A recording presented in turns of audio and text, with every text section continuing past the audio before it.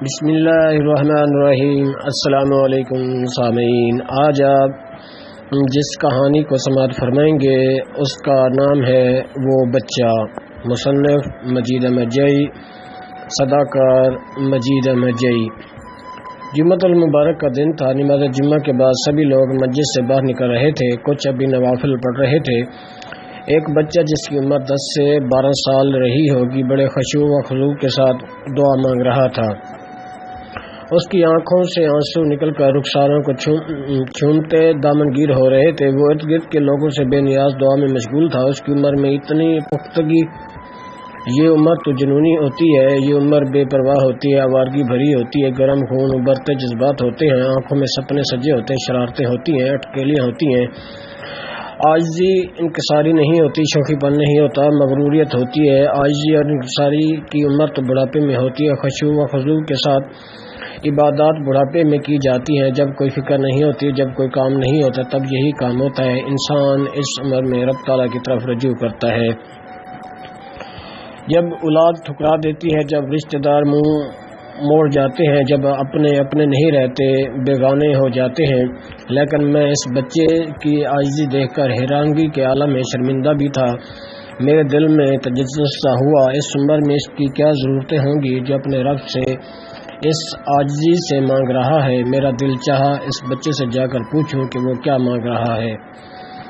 میں اپنی نماز مکمل کر چکا تھا۔ اپنی جگہ سے اٹھ کر بچے کے قریب جا کر بیٹھ گیا۔ جو نماز پڑھ چکے وہ گھروں کو جاتے وقت اس بچے کی طرف غور سے دیکھتے جاتے، گردنیں پیچھے موڑ موڑ کر دیکھتے جاتے تھے۔ بچے کے لب ابھی تک ہل رہے تھے، ہاتھ اوپر کو اٹھے ہوئے تھے، آنکھیں برسات کی طرح برس رہی تھیں۔ اسے مانگنے کا ڈھنگ آتا تھا۔ وہ اپنے رب سے ارد گرد سے بے نیاز ہو کر محو گفتگو تھا۔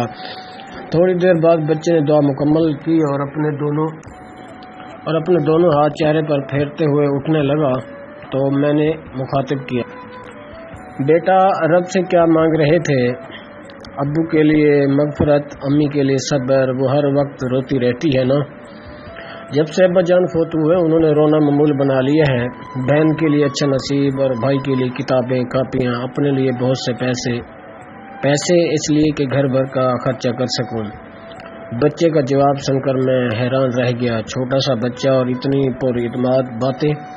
میں نے دوسرا سوال کیا، بیٹے اسکول جاتے ہو؟ جی انکل میں اسکول جاتا ہوں۔ کون سی کلاس میں پڑھتے ہو؟ اس کے چہرے پر ناگواری سی پھیل گئی اور کہنے لگا، انکل میں اسکول ضرور جاتا ہوں لیکن پڑھنے نہیں۔ پھر میں نے حیران ہوتے ہوئے پوچھا، میری امی مجھے چنے ابال کر بنا دیتی ہے جو میں اسکول بیچنے جاتا ہوں۔ چھٹی کے وقت تک میرے سارے چنے بک جاتے ہیں۔ شام کو بیکری کی دکان پر کام کرتا ہوں اور صبح سویرے جب مؤذن اذانیں دے رہا ہوتا ہے مجھے امی جگا دیتی ہے۔ میں نماز پڑھتے ہی اخبار فروشی کے لیے گھر سے نکل جاتا ہوں۔ 2 گھنٹے بعد گھر آتا ہوں، ناشتہ کرتا ہوں اور چنے اٹھا کر سکول روانہ ہو جاتا ہوں۔ میرے محلے کے بچوں کے کندھوں پر سکول بیگ ہوتے ہیں اور میرے سر پر چنوں سے بھرا تھال۔ سکول جاتے بچے مجھے بہت اچھے لگتے ہیں، اچھلتے کودتے وہ بہت بھلے لگتے ہیں۔ یہی اپنا معمول ہے انکل۔ چھوٹا بھائی تیسری میں پڑھتا ہے اور بہن 5ویں میں۔ امی سلائی کڑھائی کرتی ہے، بوڑھی ہے، اب ان کا سہارا میں ہی ہوں نا۔ چھوٹی سی عمر میں کتنی سنجیدگی سے باتیں کر رہا تھا، جیسے بزرگ باتیں کرتے ہیں، فیصلے کرتے ہیں، نصیحتیں کرتے ہیں۔ وقت نے اسے سنجیدہ کر دیا تھا۔ اس نے ہمت نہیں ہاری تھی، اس کے حوصلے بلند تھے، زندگی کو گزارنا نہیں چاہتا تھا، بسر کرنا چاہتا تھا۔ میں سوچوں میں کھو گیا تھا لیکن اس بچے کے سوال نے مجھے واپس لا کھڑا کیا، انکل ان لوگوں کو کیا ہو گیا ہے؟ یہ سب تو میرے ابو کے دوست تھے۔ ابو اور میں اسی مسجد میں نماز پڑھتے تھے، میں ان کے ساتھ ہی آیا کرتا تھا۔ یہی لوگ میرے ابو سے خوشی خوشی ملتے تھے، مجھے بھی پیار کرتے تھے، لیکن اب ابو نہیں رہے تو یہ مجھے دیکھتے تک نہیں، ان کو کیا ہو گیا انکل؟ اور ہاں انکل ماں کبھی جھوٹ تو نہیں بولتی نا؟ ہاں بیٹا ایسے ہی ہے، ماں کبھی جھوٹ نہیں بولتی، میں نے شرمندہ ہوتے ہوئے جواب دیا۔ لیکن انکل میری ماں روز مجھ سے جھوٹ بولتی ہے۔ وہ کیسے بیٹا؟ جب بھی شام کو کھانے کا وقت ہوتا ہے وہ ہمیں کھانا کھلاتی ہے، خود نہیں کھاتی۔ جب میں کہتا ہوں ماں آپ بھی کھاؤ نا، تب کہتی ہے بیٹا آپ کھاؤ، میں نے کھانا بناتے وقت کھا لیا تھا۔ لیکن ایسا ہرگز نہیں ہے، وہ ہماری بھوک مٹانے کے لیے خود بھوکی رہتی ہے۔ ماں جھوٹ بولتی ہے نا انکل؟